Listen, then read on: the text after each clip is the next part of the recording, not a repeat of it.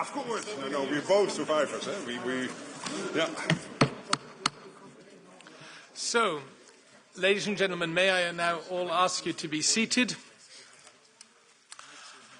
Item number 1, if there are no objections, I propose to adopt the agenda as it stands. Item number 2, our meeting today is as usual being web streamed. We have interpretation in more or less all of our 24 languages. Item number 3, we have minutes to adopt of our meetings on the 16th of October, 18th of November and the 10th of December. If there are no objections from your side, I propose to adopt these minutes without any changes. Item number 4, dear colleagues, first of all, a Happy New Year, all the best for this year 2025. And I would like to welcome all of you to this exchange of views with the new Secretary General of the North Atlantic Treaty Organization, and that's why, first of all, dear Mark Rutte, a warm welcome to the European Parliament and congratulations for your appointment to this important position in these challenging times. I think I can say on behalf of all our colleagues, we wish you every success in your new role, and we look forward to productively working together with you. We have you today for the first time in your new position here in the European Parliament, and it is a good tradition that the Committees for Foreign Affairs and Security and Defence, together with our Delegation for Relations of the NATO Parliamentary Assembly, welcome the NATO Secretary General. That's why I would also like to welcome you on behalf of the two chairs, and Marie-Agnes Strack-Zimmermann is sitting here with me up front. I will not be long in my introductory remarks because I have been informed that the Secretary General has to leave us at 5:30 because he's flying to Finland, one of our important member states. That's why, without any further ado, to catch up a bit of time, shall I hand over? Yes, Marie-Agnes, yes. The floor is yours. Thank you very much. To make a long story short, great that you are here. I mean, it's a challenge, and this job is really for tough cookies only.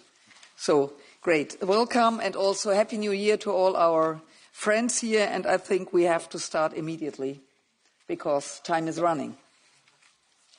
Super. Dear Secretary General, you have the floor for roughly 10 to 15 minutes, and then we'll have an exchange of views. Thank you so much, and good afternoon, and a very happy New Year to you all. It's great to join you today, and this is for me the first time in this big room after so many years to be back now in the European Parliament.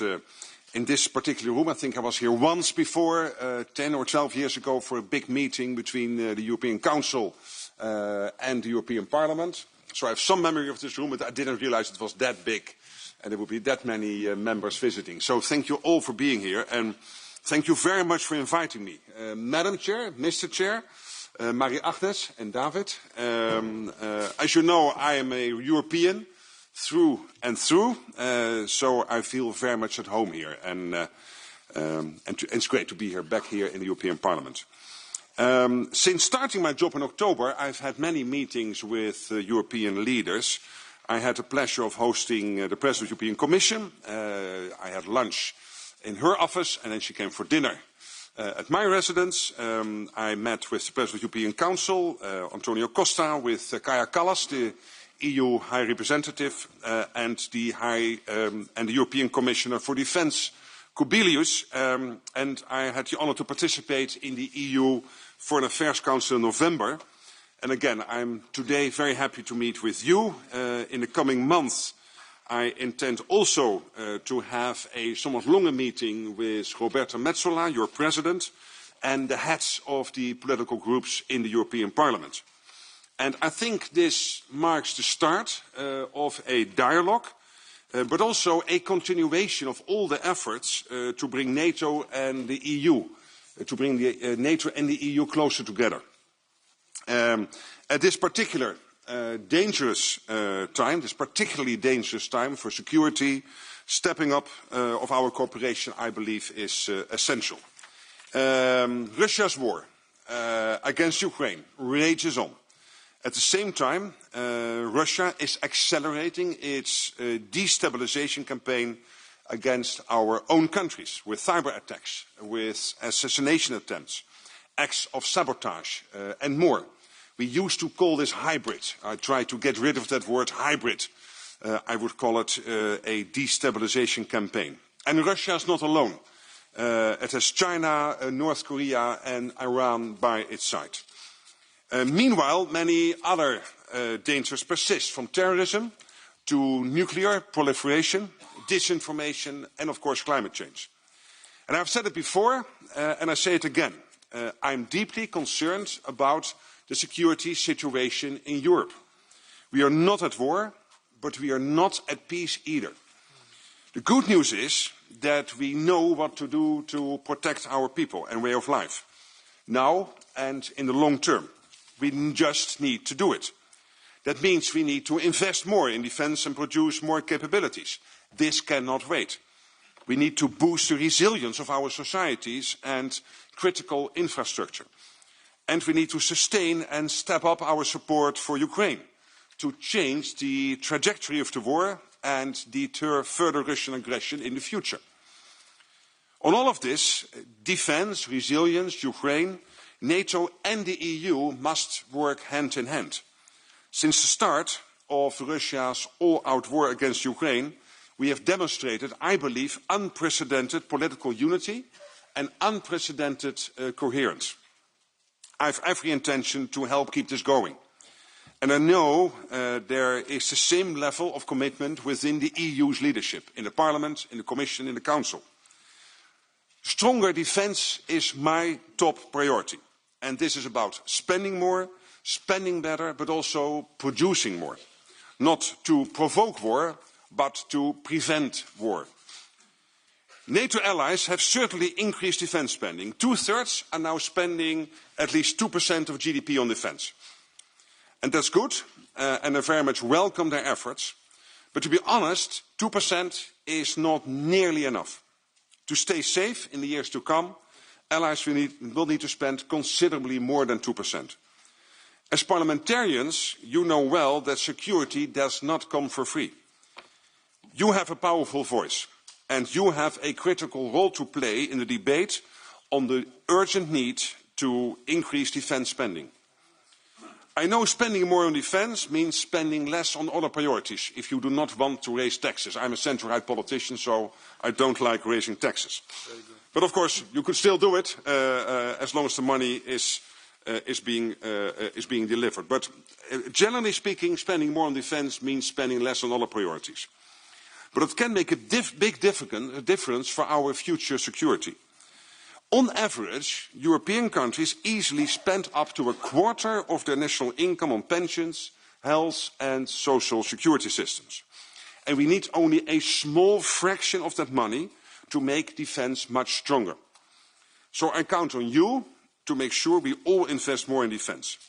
It is an investment in our security and the security of our children and grandchildren. We also need to quickly ramp up the production of crucial assets and capabilities, including ships, tanks, jets, munitions, satellites and drones. A few months ago, I visited engineers in Paris at Thales and a Rheinmetall factory in Italy. Yes, a Rheinmetall factory in Italy. So this was a subsidiary of Rheinmetall based outside Rome. European defence industry is doing truly impressive work, and the capabilities they provide are essential. But the reality is that we are not where we need to be, not yet. Our industry is still too small, it is too fragmented, and to be honest, it is too slow. I welcome and support that the EU is now redoubling efforts to remedy this by enhancing our defence industrial base. And with the European Defence Industry Programme, we have an opportunity to bolster our shared security. Yet, while I enthusiastically applaud, I also here urge caution.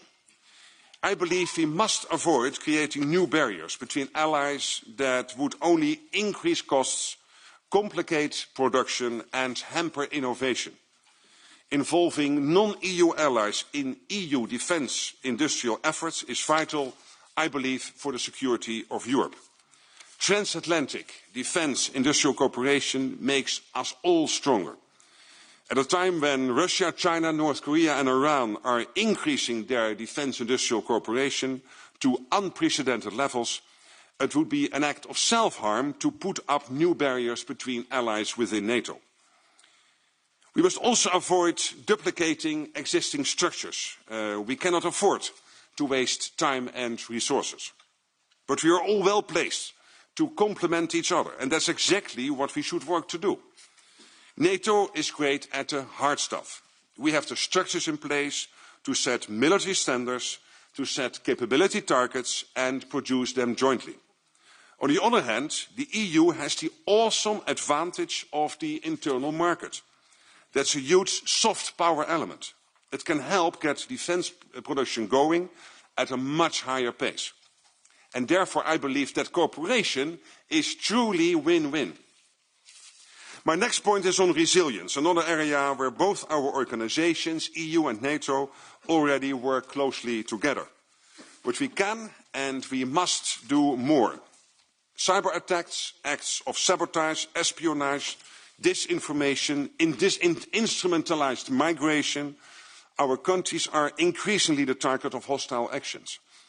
The most recent example is the damage to an undersea power cable connecting Estonia and Finland on December 25th. And a communications cable between Lithuania and Sweden was damaged last November. We must be more resilient to such hostile actions. And we must make clear that efforts to wage war through sabotage and other destabilisation will not go unanswered. And that's why tomorrow, and that's why I'm travelling to Finland tonight, tomorrow, together with Finnish President Stubb and Estonian Prime Minister Michal, I am co-hosting the first ever Baltic Sea NATO Allies Summit in Helsinki. At the summit, a group of allied leaders will take further steps to prevent any further damage of undersea assets and to improve the resilience of energy and communications infrastructure. And we will also strengthen NATO's military presence in the region. And of course we will discuss the shadow fleet and what to do about it. So we are responding and will continue to ensure no country can exploit us, control our infrastructure or disrupt our societies. This is not a job for NATO alone. We need to work together, leveraging our strength and expertise in tandem to keep our population safe. And then my last point on Ukraine. The future of European and global security hinges on the outcome of the war in Ukraine. We all want this war to end. But above all, we want a peace to last. I don't know how or when the war will end. But I do know peace will not last if Putin gets his way in Ukraine. Because then he will press ahead. He has threatened to start wars in the past and he has started them. Georgia in 2008, Ukraine in 2014 and again in 2022. So what is the next target to be? Peace will not last if war ends with a deal where Putin, Xi Jinping, Kim Jong-un and the regime in Tehran are high-fiving each other, feeling empowered. A deal in Ukraine that serves their interests paves the way to global instability.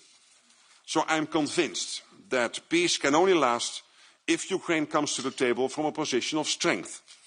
For this, it needs our continued help. More weapons and faster, so it can defend itself better and negotiate a good deal for Ukraine, for Europe and for the world.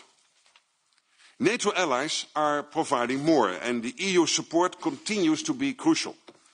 Last week, at the Ukraine Defence Contact Group meeting in Ramstein last Thursday, the US and European allies announced further aid to Ukraine. And these additional contributions are vital. NATO and the European Union have a lot to do together. And I can count on you, I know, as members of the European Parliament, to keep up the support for Ukraine, for their freedom and ours too. And I can count on you to continue strengthening our own defences. We can't afford to wait. We are safe now. We are not safe in 5 years. So we have to start today, spending more, ramping up production, getting resilience right and supporting Ukraine. I will now stop. I very much look forward to our discussion. I will try to answer as many questions as possible. I know you cannot come back if you do not like my answer, but I will not give you, I hope, any reason to get back to me by answering the question in the first place in a correct way. So I'll try to do my utmost. Thank you.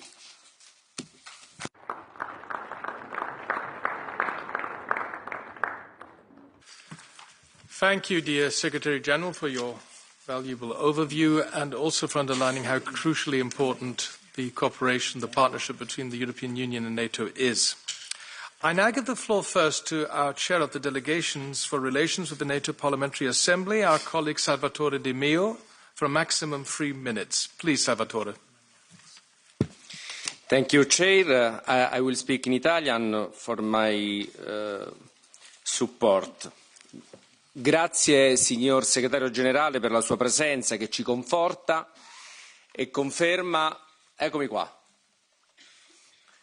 e conferma la volontà della sua istituzione di voler rafforzare il pilastro europeo all'interno dell'Assemblea parlamentare della NATO.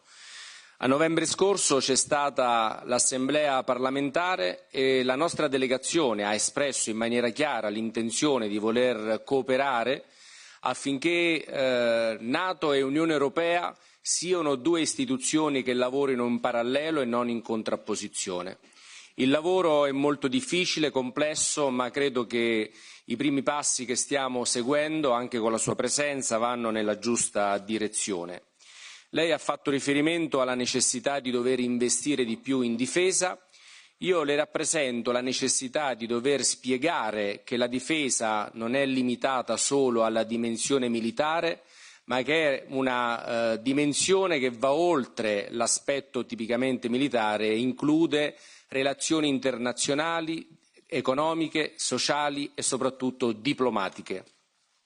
In questo il Parlamento europeo può essere di grande aiuto. 23 Paesi alleati sono stati europei.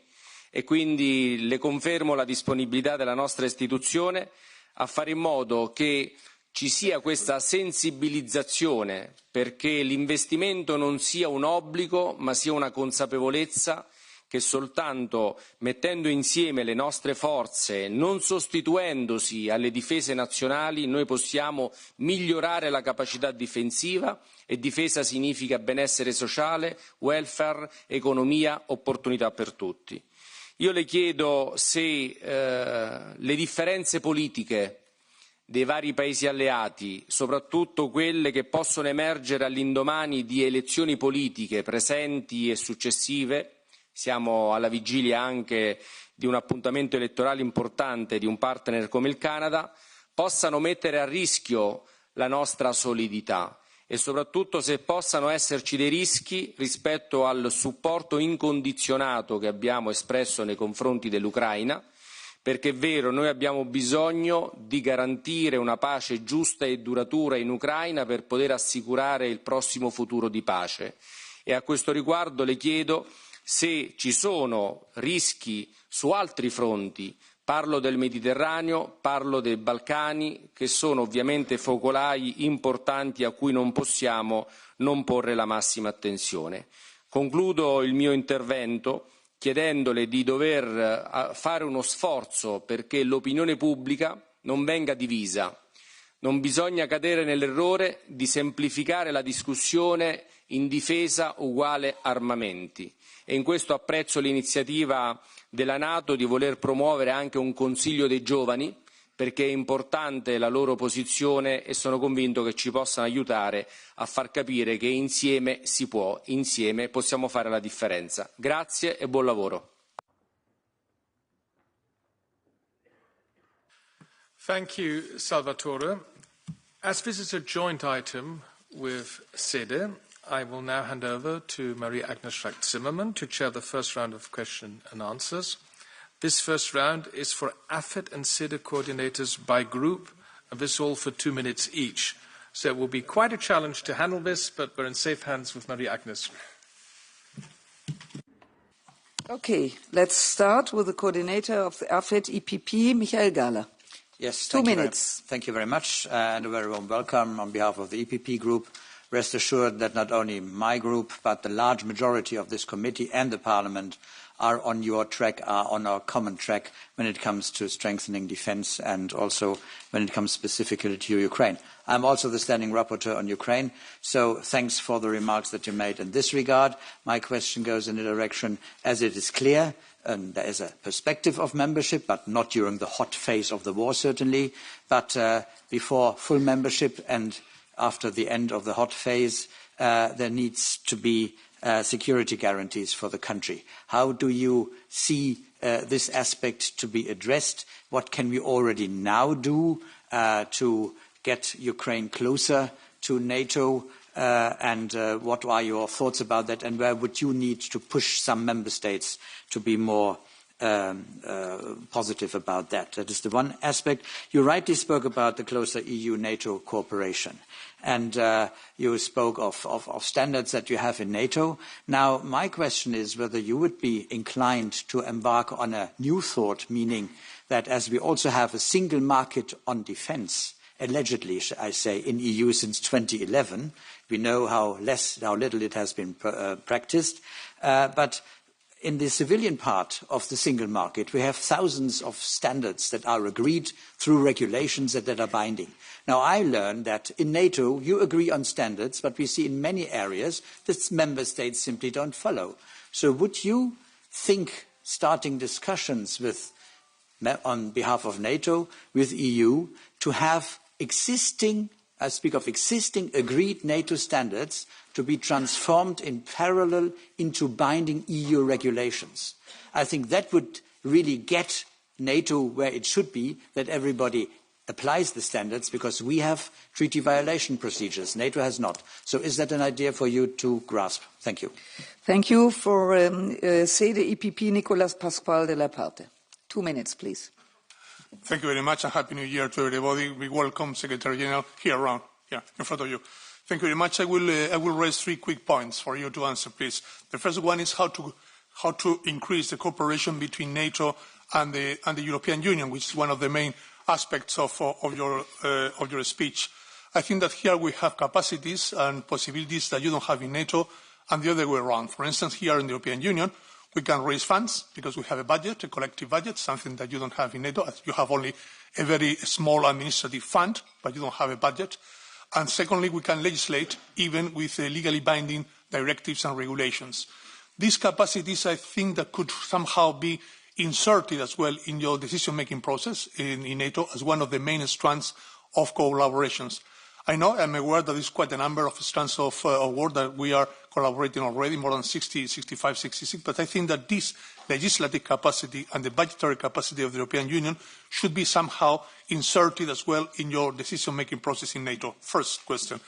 The second one is capacity planning. I think that now that we have a new commissioner for the first time for defence in the European Union, he will be asked to develop plans. He's going to present the white paper for defence within the next 100 days together with the High Representative. And one of the main items will be the capacity planning for our military industry. How do you intend to avoid duplications concerning this very important thing? The capacity planning in NATO is very well oiled, is working properly well, and you have a great experience now. And the third one is how to shorten the time of developing new weapon systems. I mean, so far the average time is 15 years, 15 years, since a project system is designed until it is totally operational. I think that we cannot continue with this. How do you intend to shorten up this time to develop new weapon systems? Thank you very much. Okay, for S&D, the AFET, I have been told that nobody will be there. So if there anybody, okay. Tonino. Thank you, Madam Chair. Mr. Secretary General, I would like to welcome you to our House on behalf of S&D in your new role in this very timely moment, 1 week before President Trump takes over. In line with the NATO strategic concept, I echo that NATO enlargement has been a historic success. It has strengthened our alliance and contributed to peace and stability. You have said recently, and you repeated this afternoon, that we face a growing number of challenges globally, from a more aggressive Russia to terrorism, to strategic competition with China, as well as increasing alignment of China, Russia, North Korea and Iran. But beyond this, let me extend my interest to our immediate neighborhood. Secretary General, last year you have visited Srebrenica in Bosnia and Herzegovina. As experienced leader and former Prime Minister, you are certainly very well acquainted with security challenges in the Western Balkans, which was once called the power keg of the Europe. Therefore, I would use the opportunity to ask you two questions. How do you see the role of hybrid warfare, not only in the EU, but also in the Western Balkans, where we have seen increased activity by Russia, particularly with disinformation, as in the case of recently opened Russia Today TV in Serbia? And how would you assess the security situation in the Western Balkans in general, and what would be some initiatives or activities you are planning to conduct as a NATO Secretary General? Thank you in advance. Thank you very much. And S&D Sede, Yanis.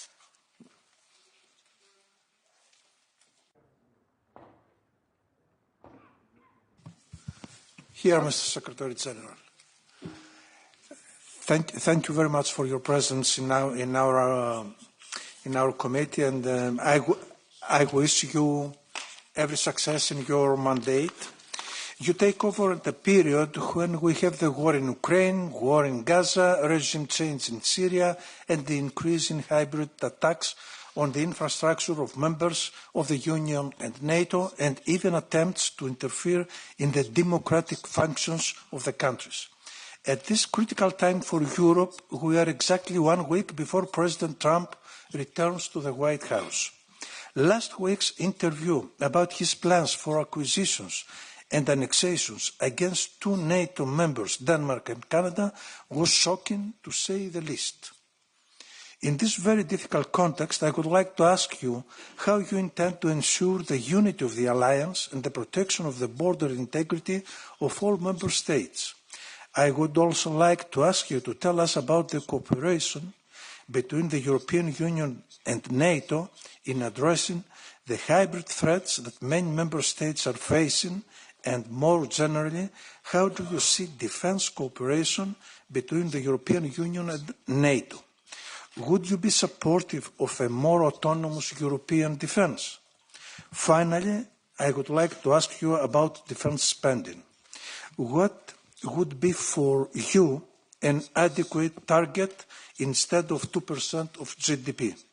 Wouldn't it be more effective to focus on making better use of defence spending than to ask for its continued increase? Thank you. Thank you.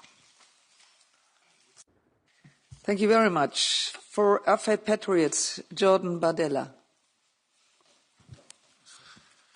Merci Madame la Présidente. Monsieur le Secrétaire Général, merci de votre présence devant cette commission. Moi, je souhaiterais vous entendre sur le rôle d'un État clé de l'OTAN qu'est la Turquie. Entre intimidation frontalière à l'égard de la Grèce, sa politique de réarmement drastique et son rapprochement avec Moscou, la Turquie redéfinit son rôle sur la scène internationale en face d'une Europe bien naïve quant à la marche du monde. D'un côté, la Turquie cherche à endormir l'Occident à travers sa participation à l'OTAN et la ratification d'accords de coopération en matière migratoire. De l'autre, ses ambitions expansionnistes et sa politique agressive en Méditerranée la placent parmi ces puissances qui ne nous veulent pas nécessairement du bien. Pour le président Erdogan, l'OTAN est un outil d'influence de ses propres ambitions, lui qui rêve de faire de son pays une porte de l'Est et un pont en mesure de regarder à la fois vers Moscou et à la fois vers l'OTAN. Le récent refus d'Ankara de participer à l'exercice aérien de l'Alliance en Grèce en septembre dernier doit, je le crois, attirer notre attention. Ce geste n'est pas isolé et s'inscrit dans la volonté d'asseoir une ambition régionale, en oubliant parfois ses obligations vis-à-vis de l'Alliance dont la Turquie est censée partager les valeurs. Monsieur le Secrétaire Général, la liste des provocations turques est longue comme le bras. Je me permets de rappeler que la Turquie a joué un rôle actif dans la crise migratoire, aux frontières de l'Europe en y acheminant délibérément des réfugiés syriens, qu'elle entretient les plus grandes ambiguïtés à l'égard du fondamentalisme islamiste. Elle s'est vivement opposée à la France sur le plan diplomatique en 2020, a usé d'un chantage inacceptable à notre égard concernant l'adhésion de la Suède à l'OTAN. Elle reste le seul État de l'Alliance à ne pas s'associer aux sanctions contre la Russie. Elle continue de violer la souveraineté territoriale de Chypre et de la Grèce en mer Égée, y empêchant le forage d'entreprises européennes. Et en tant que deuxième armée de l'OTAN, la Turquie se sait incontournable. La question que je souhaiterais donc vous poser est simple. Comment appréhendez-vous ce double jeu de la Turquie au sein de l'Alliance Atlantique? Je vous remercie.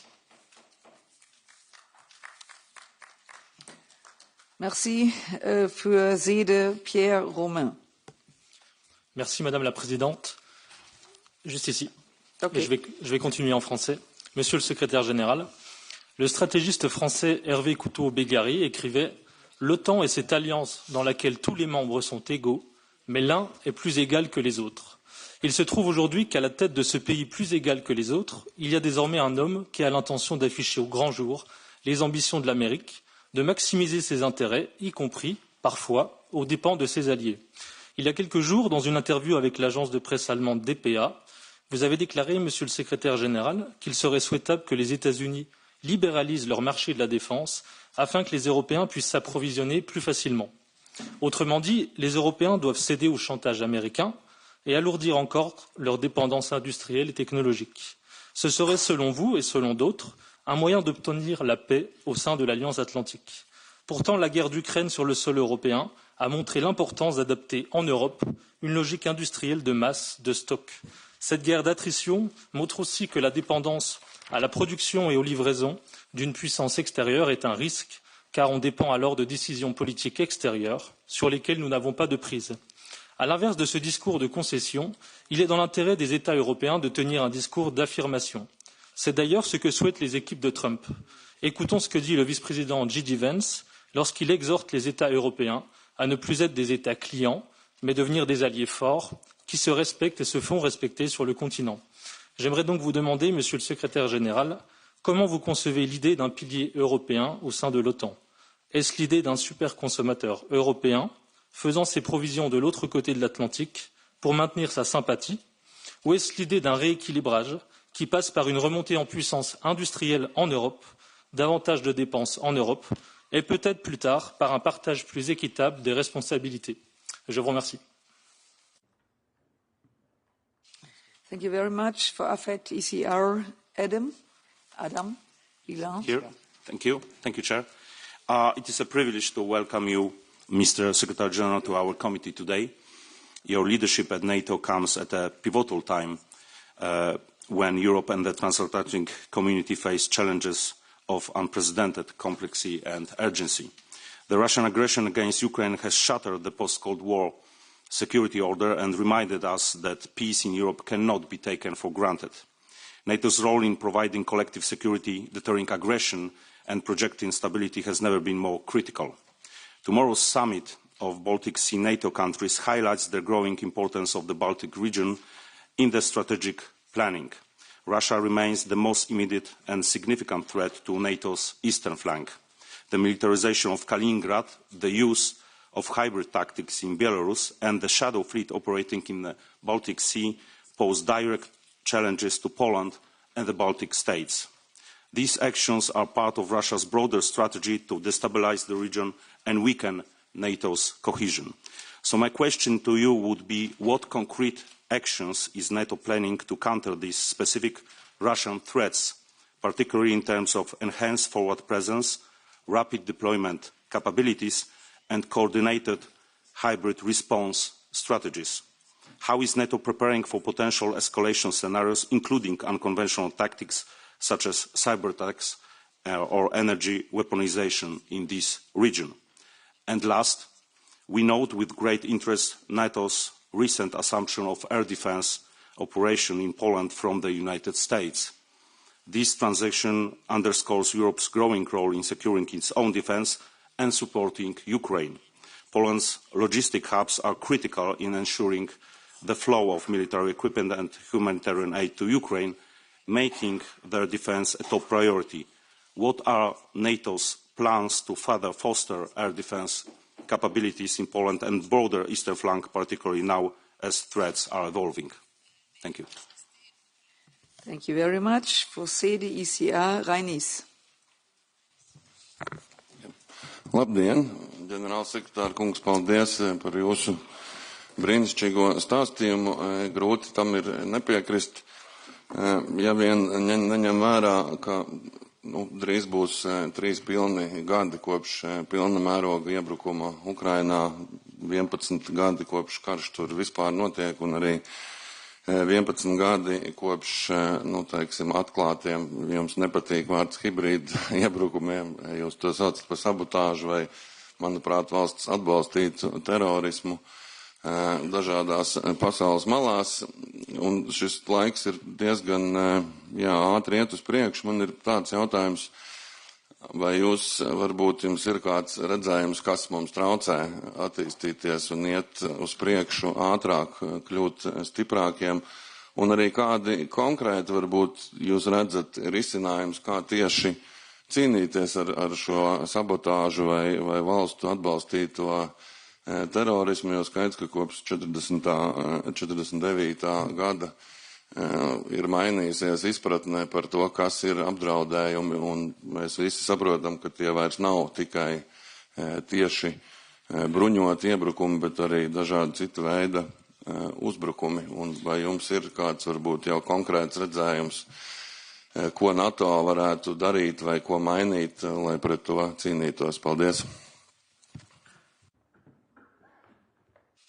Vielen Dank voor AFET Renew, Hilde. Wel, dankjewel. En beste Mark, allereerst, hier zit ik, allereerst heel erg bedankt voor uw energie en het enthousiasme dat je brengt in de NAVO-hoofdkwartier en gefeliciteerd. We verwachten ook vanuit België heel erg veel van u als nieuwe secretaris-generaal. En ik vind dat we met Europa eigenlijk vandaag staan we op het Kennedy-punt gekomen zijn, op het punt van defensie. Ask not what NATO can do for us, but ask what Europe can do for NATO.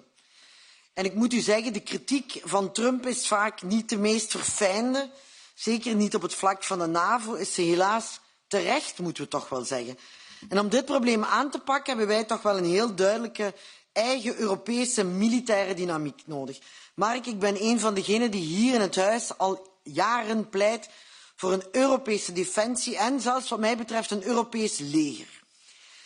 Maar ik moet u zeggen, als ik dat hier breng, dan hoor ik toch heel fel vanuit de NAVO-kringen ook, pas op, niet te Europees, zet geen concurrentie op met die NAVO-structuren.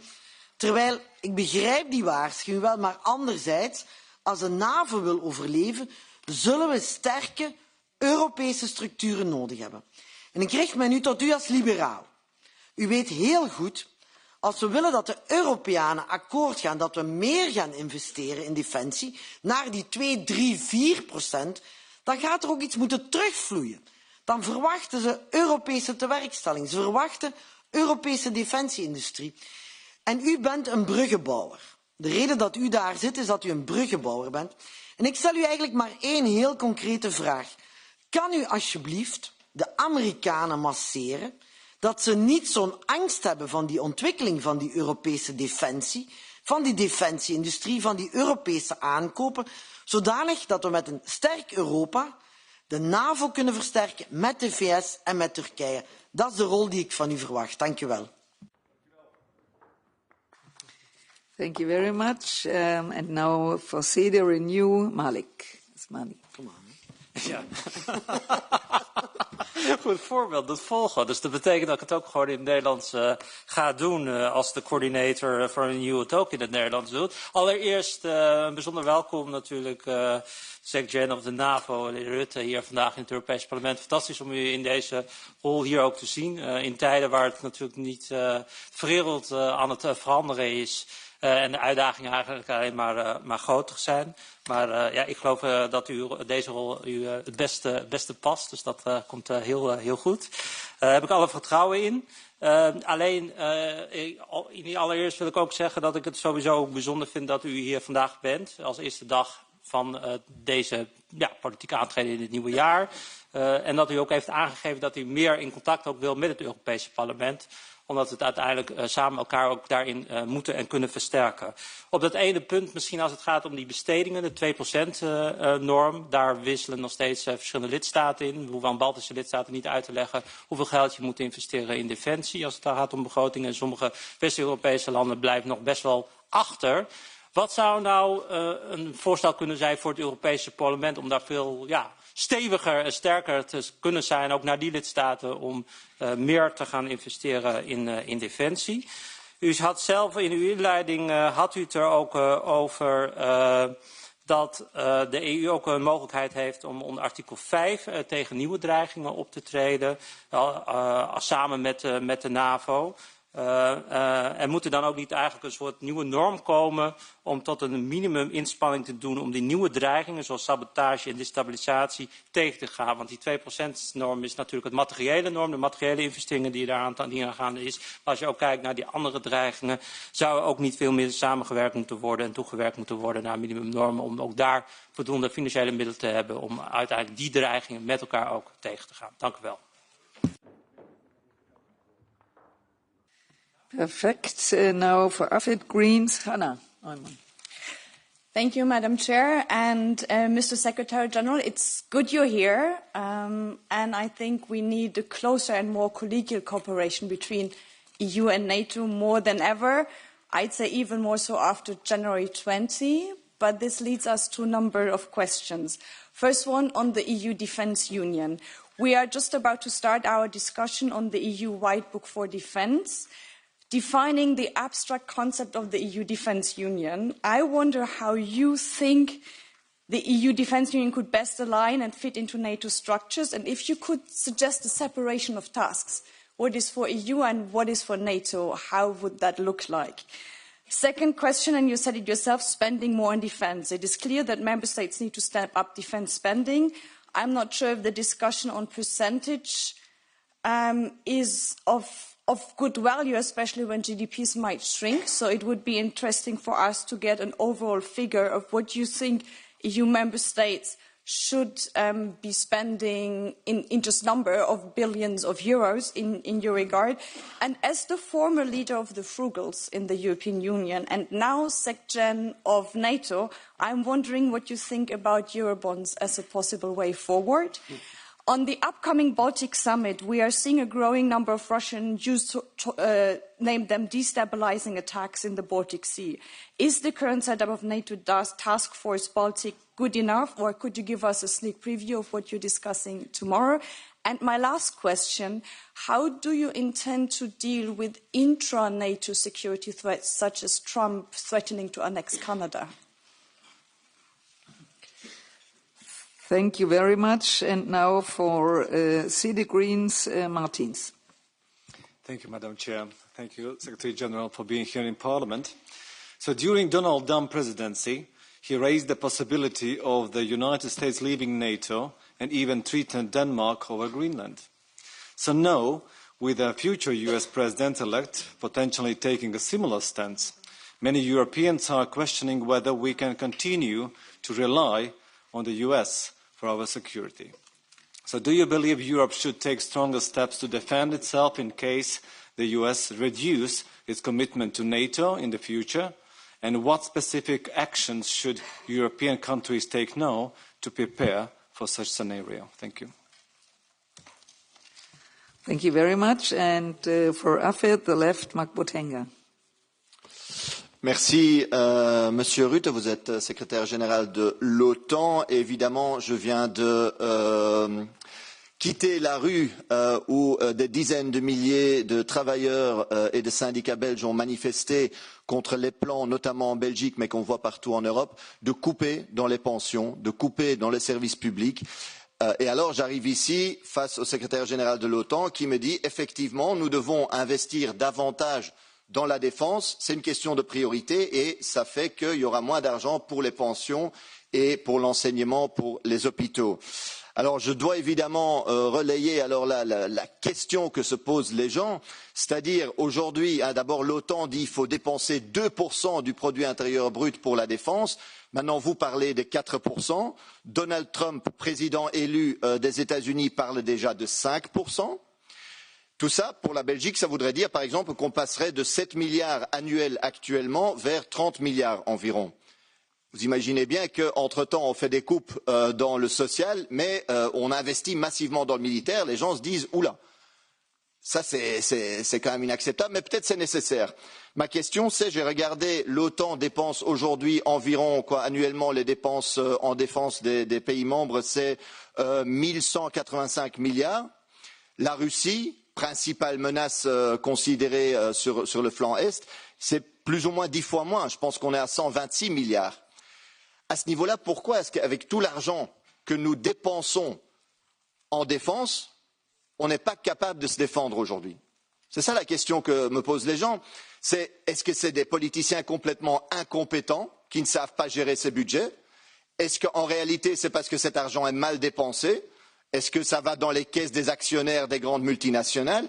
C'est quoi? Pourquoi est-ce qu'avec ce budget qui est tellement plus important que le reste du monde, on n'arriverait pas à se défendre aujourd'hui? Merci.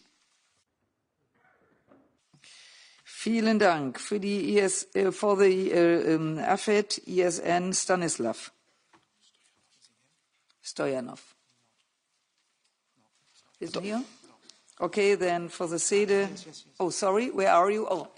Non, excusez-moi, on avait le Left CD aussi.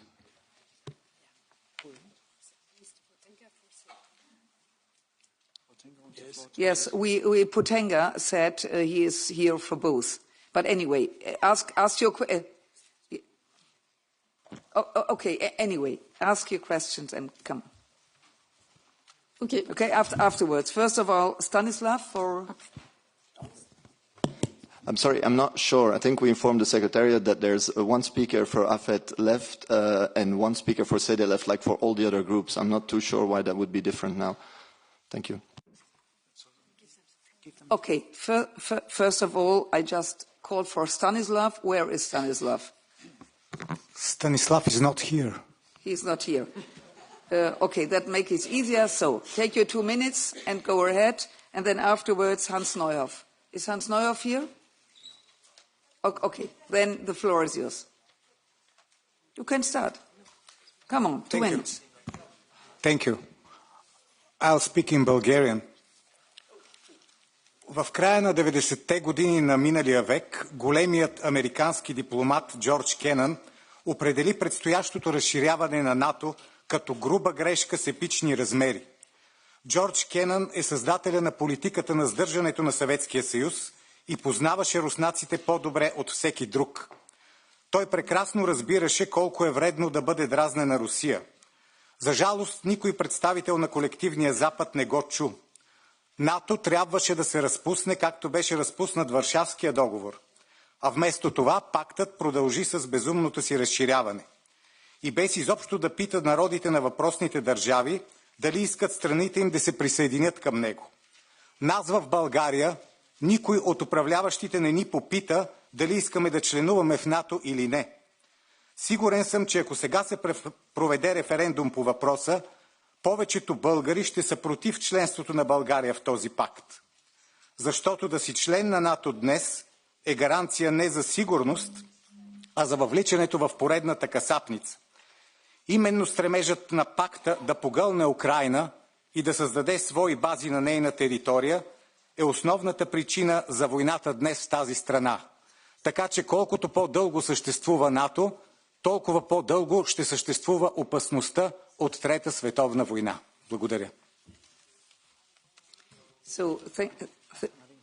Marina, yeah. Thank you very much. First of all, Mark Potenga, first of all, he said for both, but no problem. So now, Marie Mesur.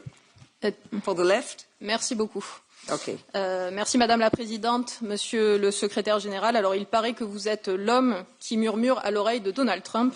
Je ne sais pas si vous murmurez effectivement à son oreille, mais néanmoins, en tant que secrétaire général de l'OTAN, vous avez probablement un avis sur certaines de ces déclarations en tant que président des États-Unis d'Amérique.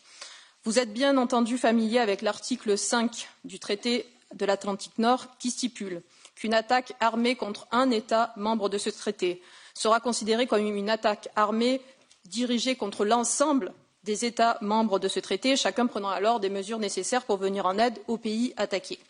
Monsieur le secrétaire général, le Canada et les États-Unis sont des États membres de l'OTAN.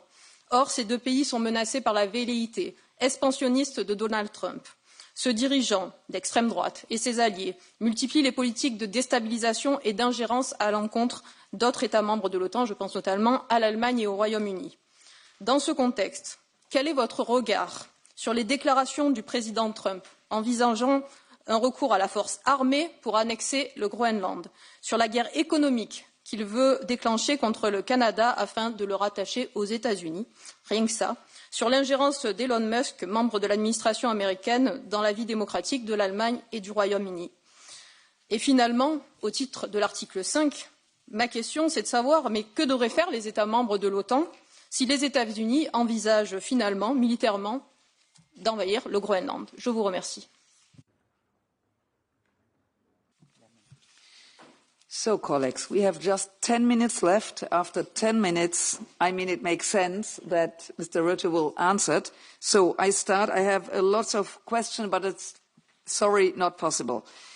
So we start with Mr. Stier, EPP. Thank you, Madam Chair. 1 minute. Very well.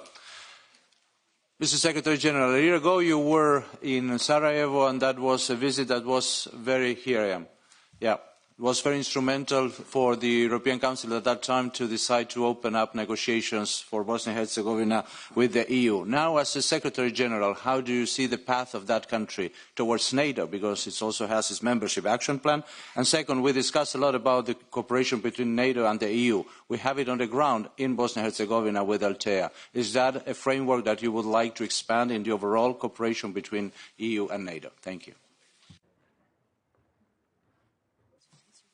Perfect. 30 seconds are better. Then Mrs. Inkier. Thank you very much, Madam President, and I'm here. Welcome to the European Parliament, Mr. Secretary General. I think none of us has missed the President-elect Donald Trump's last troubling remarks, I would say, suggesting that Greenland should become a part of the US. He even stated that he will not exclude any military interventions. Saying that towards another NATO ally is unacceptable. In these times of threats to international law, NATO countries must stand united, as you yourself said. Such statements are therefore unacceptable and play also into the hands of Russia and China. As Danish Prime Minister Mette Frederiksen stated, discussions about Greenland's future must start and end in Nuuk. As Social Democrats, we urge you, as the Secretary General of NATO, to stand firm in support of Denmark and Greenland. In these times of rising geopolitical tension especially, it is vital that we stand united in defense of international law. Thank you. Thank you. Mr. Cherba. 1 minute. Good afternoon, Mr. Secretary General. I'm a former president of NATO Parliamentary Assembly, and thank you for your support for the parliamentary dimension of the Assembly. 2 weeks ago, Poland has opened the Polish presidency of the Council of the European Union, and Prime Minister Tusk and President Costa already announced that there will be an informal meeting of the European leaders at the beginning of February and dedicated to the topic of defense. And you will be present as a Secretary General, but also the Prime Minister of the United Kingdom. What are your expectations from this meeting? And the second thing, I'm also a current standing rapporteur on the US. And in the light of the outcome of the American elections, I would like to thank you for this dialogue you have from the day one with the new president-elect and his administration. We must maintain our strategic partnership with the US, NATO, but the first test of this should be Ukraine. Do you agree with this? And what are your expectations with this dialogue? Thank you. Thank you. Now Roberto Vannaggi. Yes, I'm going to speak in Italian. Il 5 marzo del 2023 un intelligence update britannico ci raccontava come i russi combattessero con i badili per carenza di munizioni. La Presidente della Commissione von der Leyen ci ha spesse volte detto come i russi rubassero le schede elettroniche dalle lavatrici ucraine per mandarle in Russia al fine di utilizzarle per i loro sistemi d'arma. E la NATO ci dice ogni giorno delle ingenti perdite russe che incrementano ogni giorno di 1500 ogni giorno. Ora, in questa situazione di evidente crisi della Russia contro un paese modesto come l'Ucraina e soprattutto tenuto conto che l'Europa spende 314 miliardi di euro in un regime di mercato, mentre la Russia ne spende 140 per la difesa in un regime di guerra, ci spiega perché tra 3 o 4 anni la Russia potrebbe attaccare un paese della NATO e perché dovremmo spendere di più in difesa? Thank you very much. And now Mr. Jihadi. Ευχαριστώ εδώ. Θα μιλήσω ελληνικά. I will speak in Greek. Τα πρόσφατα γεγονότα στη Συρία, σε συνδυασμό με τις υπόλοιπες εξελίξεις στη Μέση Ανατολή, σύμφωνα με εμπειρογνώμονες, καθιστούν πιθανό πόλεμο μεταξύ Τουρκίας και Ισραήλ. Θυμίζω ότι ο Ερντογάν απείλησε ευθέως το Ισραήλ, ενώ σε πρόσφατη συγκέντρωσή του υποστηριχτές του ζητούσαν να φτάσει στην Ιερουσαλήμ. Την ίδια στιγμή η Τουρκία διαχρονικά απειλεί με πόλεμο κάσους μπέλι εταίρος στο ΝΑΤΟ στην Ελλάδα, ενώ εμπόδιζε την ένταξη Σουηδίας και Φινλανδίας στη συμμαχία. Υπενθυμίζω δε ότι η Τουρκία κατέχει παράνομα το 37% της επικράτειας της Κυπριακής Δημοκρατίας, δηλαδή εδάφη της Ευρωπαϊκής Ένωσης, της οποίας οι πλήστες χώρες είναι μέλη του ΝΑΤΟ. Ως Ευρωβουλευτές θέλουμε να είμαστε επικοδομητικοί, κατανοώντας το πρόβλημα που προκαλεί ένα κράτος ταραξίας στους νατοικούς κόλπους. Γι' αυτό βρισκόμαστε σε προχωρημένες συζητήσεις με άλλους ευρωβουλευτές για επανασύσταση Επιτροπής Εποπτείας της Τουρκίας με σκοπό να συμβάλλουμε στο ομολογουμένως δύσκολο έργο σας. Κλείνοντας, επιβάλλεται να εξετάσουμε την πιθανότητα ένταξης της Κυπριακής Δημοκρατίας στο ΝΑΤΟ και να επανεξετάσουμε τον μελλοντικό ρόλο της Τουρκίας. Thank you very much. And now Mr. Rutte. Yeah, thank you, Madam Chair. I will speak in German. Herr Generalsekretär, ich komme auf ein Gespräch mit Lloyd Austin vom 9.1. Sie sprachen dabei vom Geist der Lastenverteilung. Nun sieht die Realität in der Ukraine praktisch anders aus. Was den Kriegsverlauf betrifft, sind auch einige Kollegen hier noch nicht ganz auf dem neuesten Stand. Was die Realität in dem Ukraine-Krieg betrifft, der Ukraine-Krieg ist objektiv verloren. Präsident Trump wird den Krieg bis Ostern beenden. All Ihre Bemühungen erweisen sich als Schuss in den Ofen. Der erste Teil meiner Frage, wie gehen Sie mit diesen neuen Realitäten um, auch wenn Sie schon vorhin einiges dazu gesagt haben. Der zweite Teil betrifft mein Heimatland Deutschland. Deutschland hat bis zum Verlust der eigenen Verteidigungsfähigkeit mit Unterstützung geleistet. Wie bekommt mein Heimatland Deutschland seine Unterstützungsleistungen ersetzt und von wen? Und zum Schluss möchte ich anmerken, dass mir Ihre Worte zu der kritischen Infrastruktur, zum Schutz dessen sehr gut gefallen haben. Es wäre natürlich gut, wir hätten das vor der Zerstörung von Nord Stream 2 schon gehört. Dankeschön. So, Mr. Reuten. Ja, thank you, Chair. Welkom, secretaris-generaal. Er is niets veranderd aan onze taak sinds februari 22 en ook niet sinds 5 november. We hebben alleen een kans met Oekraïne een sterke onderhandelingspositie. En uw voorganger was zeer fel op het recenseren van Oekraïnes prestaties of het voeden van Kremlin narratives. Dus alle steun voor uw heldere oproep om juist nu Oekraïne extra te steunen met alle militaire middelen die het nodig heeft. Maar te veel EU- en NAVO-lidstaten houden nog de hand te veel op de rem met spullen in de opslag die nu nodig zijn in Oekraïne. Wat gaat u daaraan doen? Als we een eerlijke, rechtvaardige en duurzame vrede krijgen, dan moet die bewaakt worden. En om de simpele reden dat Oekraïne zelf beslist waar het lid van wil worden, vind ik dat NATO-lidmaatschap op tafel moet blijven. Wat kan NAVO nu al doen om aan die garanties te werken? En tenslotte, ik zie niet in waarom we zouden blijven toestaan dat de Russische schaduwvloot ongehinderd en ongecontroleerd gebruik maakt van onze wateren. Neem dat alstublieft mee in uw gesprekken in Finland de komende dagen. Now, Mrs. Kalniete. Thank you. I'm here. Thank you, Mr. Secretary General. You have just passed 100 years mark since becoming NATO Secretary General. Congratulations. I was very happy to learn that tomorrow there is a Nordic-Baltic NATO summit.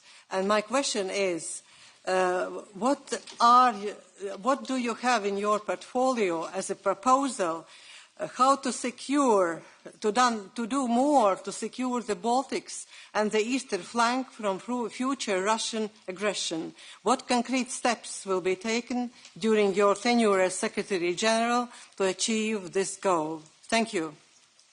Thank you. Mr. Sovendal. Thank you very much. I'm here. Yeah, I come from Denmark, but nevertheless I'll not speak about Greenland. I think a lot of questions have been put. I'll ask about the Shadow Fleet.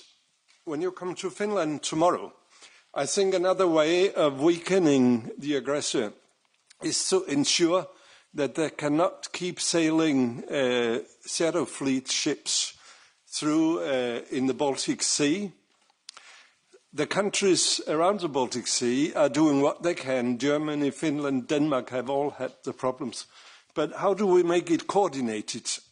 Will you follow that up tomorrow, Mr. General Secretary, and find some proposal where we are sure we act together, both to weaken the incomes of the Russians to make the war, but also to prevent the catastrophe it would be if one of these old ships are putting their oil out in the narrow straits of Denmark and Sweden, etc. Thank you. Thank you very much. Mr. Terras. Thank you very much, Mr. Secretary General. I wish you all the best and all your mastering the Dutch politics. You should be very good in keeping NATO together in the coming very difficult years. But my concern goes to your meeting tomorrow. I understand that that is something which the Baltic states and Nordic states are concerned of, but throughout the NATO's history, there's always been attempts of regionalization of the security, and that is one example of regionalization. I think the Spanish and the Portuguese must be as much interested in the security in the Baltics as the Baltic states countries. So that would be my concern. Thank you. Thank you very much. Last but not least, but time is running out, Mr. Kramer. Thank you very much for the last but not least, and congratulations, first of all, General Secretary, and good luck in this difficult task ahead. I'm just back from a couple of weeks of campaigning on the German campaign trail, and I'll tell you very clearly, people do understand the threat and also the necessity to invest in our defence. What a lot of people do not understand, however, is why we still afford this level of inefficiency when it comes to procurement and when it comes to coordination between our procurement agencies. According to the Minister report, we could save 30% of what we are spending if we did that in a more coordinated manner, more effectively. So my question is, how do we get more bang for the buck? And more concretely, how are you going to ensure better coordination, especially between the NSPA, the NATO procurement agency, and, for instance, the European Union? How can we make sure that we don't have double structures there, but that people get their money's worth in terms of defence? Thank you. Right, thank you. Mr. Secretary General, it's up to you now to answer as many questions as possible and to summarise, and please bear in mind that we have to close in about 15 minutes. Yeah. The floor is yours. But before I give you the floor, may I just welcome among us the longest-serving member of the European Parliament in our history and the long-serving chair of our Foreign Affairs Committee, Elmar Brok. A warm welcome to you. Good to see you. And now after Elmar, it's Mark. Good to see you. And thank you for all the questions. Let me try to deal with as many as possible. So, first of all, on the issue of of course, elections will be taking place always. So we will have elections all over Europe and in Canada, elsewhere. We have to deal with them. This is democracy. I'm happy that we have these elections. I think you are too. And on the second question, which was on the Mediterranean and the Western Balkans and youth, specifically in youth, we just launched a process for a youth advisory council, and we will again host a youth summit. I totally agree that we should also focus on the Mediterranean. the southern neighborhood. There is a special Secretary General, special representative for the southern neighborhood. We work very closely with Jordan, but also, of course, in Iraq we have a big mission, but also with countries like Tunisia, Mauritania, other countries in the southern neighborhood, and we have a close cooperation with basically most of the countries over there. And then on the Balkans, and many of you raised that, so maybe I can answer that because of the first question also going into the Balkans. Yes, of course, we have some worries there, particularly, of course, the situation between Bosnia, in Bosnia, but also between Serbia and Kosovo. When I get to Bosnia first, and there were some other questions on Bosnia also here, we are closely monitoring, of course, the security developments in Bosnia and Herzegovina. I think NATO allies are always very clear. We will not allow a security vacuum to emerge in Bosnia and Herzegovina and more generally in the Western Balkans. It is crucial that the EUFOR mandate is renewed in November. EUFOR plays a key role in maintaining a safe and secure environment with support from NATO under the Berlin Plus arrangements. And, of course, NATO and the EU cooperate closely on the ground, as you know, in Bosnia and Herzegovina. And we support a robust EUFOR Althea, and we will keep in close contact at all levels to ensure that we manage all potential challenges effectively together. That's on Bosnia. And we also are very much in contact, of course, with Kosovo, but also with Serbia to make sure that also the elections coming up in Kosovo later, I think it is later this month or early February, that they will not lead to destabilization. That's also crucial. But again, Western Balkans, we really have to make sure that we take a close look into this and stay closely connected. It is a crucial neighborhood. Then on the security guarantees, yes, well, I would say let's play it step by step. First of all, we have to make sure that Ukraine is in a position of strength. As soon as it enters into peace talks, that's what we can do now, to make sure that they get into a position of strength. As far as we are concerned, in the future, Ukraine should become a member of NATO. That is what we promised Ukraine. We are building that bridge now by all the bilateral security agreements between many allies and Ukraine, but also through the $40 billion pledge.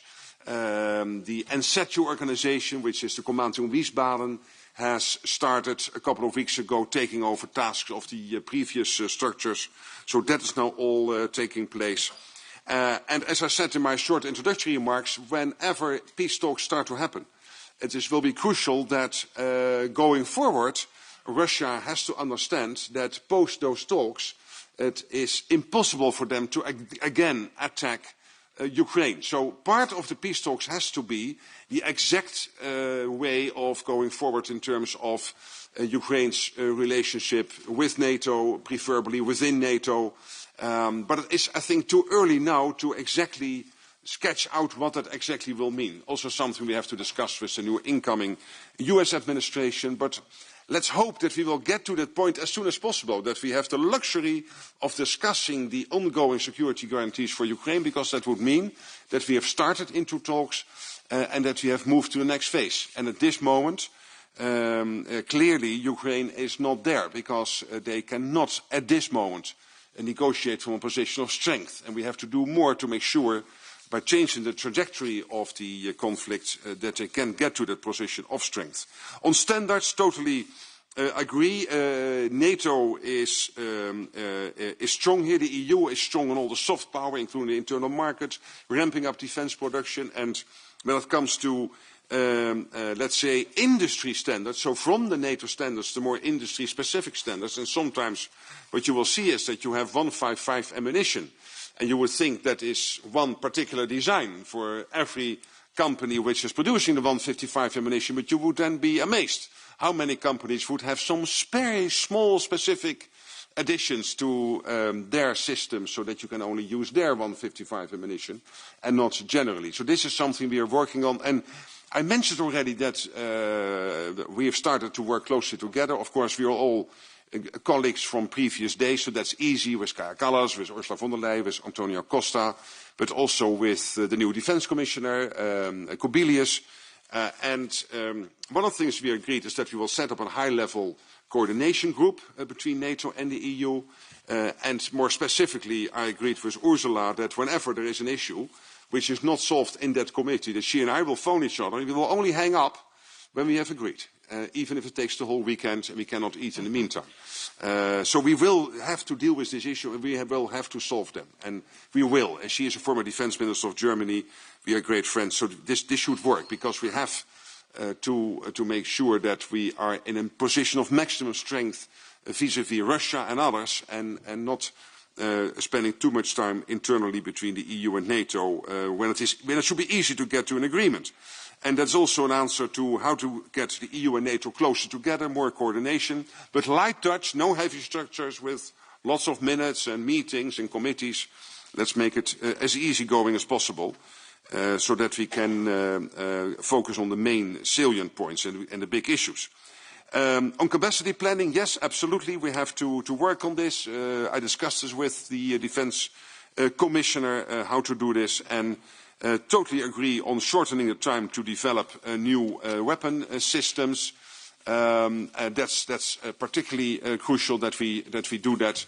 And we can learn here, of course, from what we see in Ukraine. And Ukraine is extremely fast now at bringing new developments to the battlefield. But Russia is then extremely fast in implementing what Ukraine has just implemented 2 weeks ago.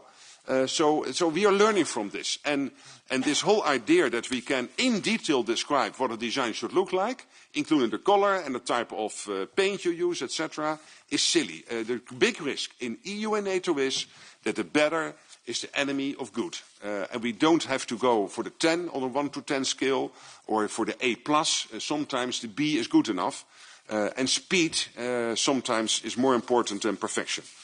Then, of course, the new incoming administration, they will start next Monday. We have seen some press conferences, some things being said by some people in the US. But I would say let's take this forward starting from next Monday onwards. What I know from Donald Trump and from the incoming administration is that they were the ones pushing us for more defense spending. They were successful at this and they were right. I mean, we did not spend enough. And now, luckily, we are overall close to the 2%. The problem is, of course, that in the meantime, the 2% is not enough. And some of you asked me, okay, what should it be? I don't want to commit to a number. But as I said in my Carnegie talk after my speech, when you look, so let's say at a sort of first glance at the capability requirements emerging from the internal planning process within NATO, it will be north of 3%. But then you're right, if you do joint buying and making use of the NSPA, Luxembourg structures and everything else we have within NATO and the EU, you can deduct joint buying, you can deduct innovation. For example, Ukraine is experimenting with new radar systems, which are extremely less expensive than some of the more traditional radar systems to detect enemy missiles coming in. Just one example, if you deduct that, you don't have to get to what we are afraid of you would need now, which is 3.6, 3.7. So you would bring that number somewhat down, but it will be impressively more than the 2% we are at now, I'm afraid. But that is a structured process within NATO. We will conclude it over the coming month with the defense ministers, latest in June before the summit in The Hague. Then on the more autonomous European defense, well, it's great to have a sort of European NATO, but then forget about the 2%. Then you have to bring it up to 8, 9 or 10% if you really want. And you have to build your own nuclear capability, and it will take 15, 20 years if you want to build a European NATO without the US. At this moment, the US is spending over 60% of all the money being spent within NATO territory. Over 60%. That means the other 31 are doing less than 40%, including Canada. And so it is an illusion that you can build a European NATO over the next 10 or 15 years. And why would you? I mean, the transatlantic relationship, I think, after the First World War, but particularly after the Second World War, has served us very well. So why would we disconnect from the US? I would be against it. But again, if you want this for ideological reasons, then you have to quadruple or even more your defense spending, and then it will still take you 10 or 15 years. And I agree, better spending always better than more spending, but I think it is both. It is better spending, like making use of the joint procurement, but at the same time we need to do more spending, because simply, when you look what we spent during the Cold War, the levels were north of 3% generally, and the 2% we are now is absolutely not enough. When you look what Russia is producing now in 3 months, it's what the whole of NATO is producing from Los Angeles up to Ankara in a full year. And then Russia is not bigger than the Netherlands and Belgium combined as an economy. The two of you together is the Russian economy. And they are producing in 3 months what the whole of NATO is producing in a year. And don't forget, when you compare Russian numbers, that what you can buy in Russia for the same money is, of course, much more. Because they do not have our high salaries, they don't have our bureaucracy, they can move at a higher speed. And they have basically created a war economy, and their whole industry is now on a war footing. So don't compare their 8 or 9% defense spending, 1/3 of the 8 or 9% of GDP, 1/3 of the whole state budget being spent on defense. When you cobble it all together, it might be less than what the European NATO is doing, but again, you can buy so much more, do so much more, and they have this urgent need to get there. Then opening up the US defense market versus spending more in Europe, it is both. It is absolutely both, because in Europe we have fantastic companies. But for example, on air defense, we still, and on the 5th generation fighter jets, we cannot lose out on the US. So you need both. And there is so much money going around, and this was my argument with Trump, open up the US defense markets, because if you want to buy something in the US, you have to go through the Congress, the White House, the Defense Department, the Pentagon, etc., before you can get your hands on a Patriot system. So make that easier. And at the same time, there is so much money going around that Thales and Rheinmetall and Leonardo and all the fantastic defense companies here in Europe will have plenty of opportunity to put in extra production lines, extra shifts. And by the way, they have to do this. And don't wait for the 10-year contracts they're all asking, because we will not be able to create 10-year contracts, but they know the demand is there for the long term. So please, defense industry, ramp up production and be good businessmen, and don't lose out to the South Koreans, because South Korean is getting into the market.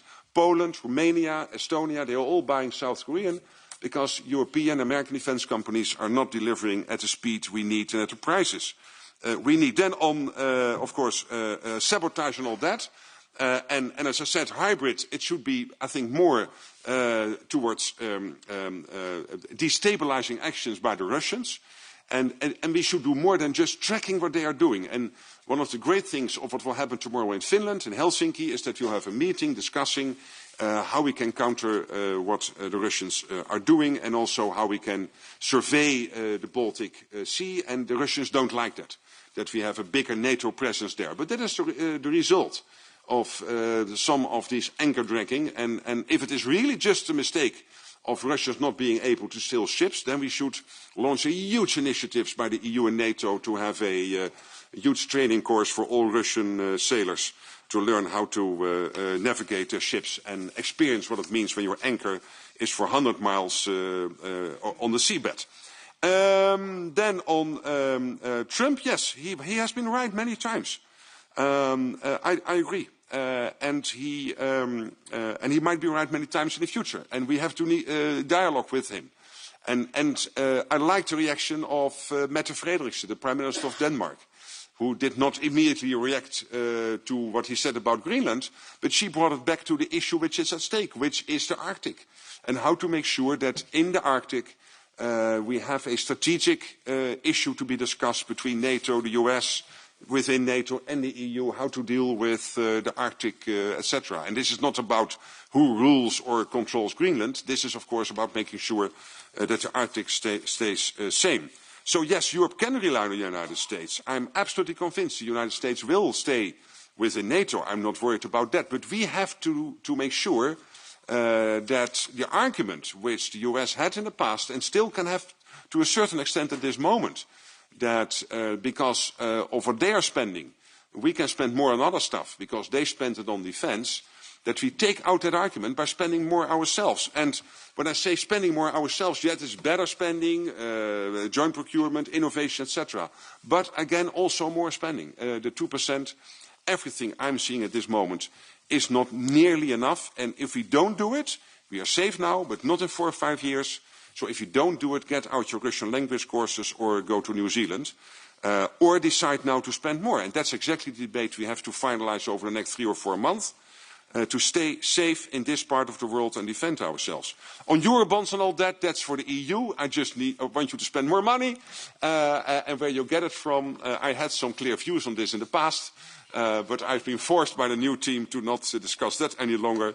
As long as the money is there. It's not for, I've never committed to 4%. There was somebody saying, I think it was here that I mentioned 4%. No, I've not committed to a new number. Just saying 2% is not nearly enough.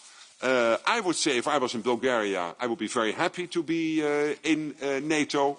But of course, I accept your argument. But I do not agree. On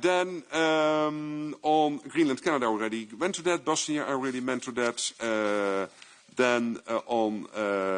I think, finally, Turkey. Well, in 2016, it was Turkey with Germany, and the Dutch were then heading the European Union Council, UCO, and we were able to come to a deal with the Turks in the Syrian refugee crisis. And I was very happy with that, because that made it possible to bring down the numbers of Syrians coming into Germany, Sweden and the Netherlands, because particularly you remember the then chair of the European Parliament saying, Viktor Orban saying, nobody wants to go to Hungary, they all want to go to Germany. And that's true. And in 2016, we risked that the number would reach 1 million. But because of this deal with Turkey, it did not. And I've always felt that Turkey is a worthwhile member of NATO, playing its role, and yes, also defending its interests, like everybody here is defending its interests within the EU and within NATO, and that's fine. But they're a very valuable member of the alliance. And then maybe finally on the eastern flank, one of the things I learned, Madam, is that yes, I'm happy with the forward land forces, etc. So all the initiatives we have now to secure the 8 countries, including now Finland, on the eastern flank.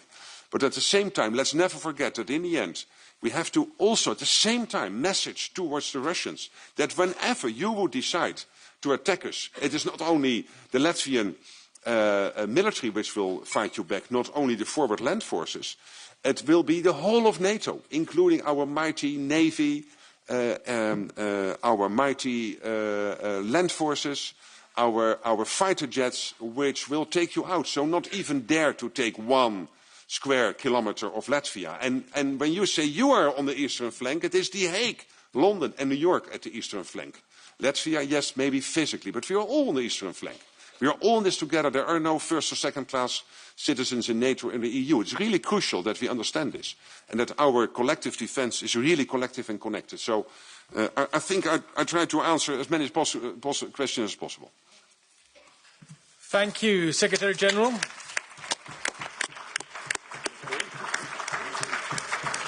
Dear Mark Rutte, thank you for this valuable exchange of views. It was a real pleasure to have you here today. Colleagues, may I ask the coordinators to remain in the room? Our coordinators meeting will start in 1 or 2 minutes. Our meeting is now closed. Thank you very much, and once again, thank you, Secretary General.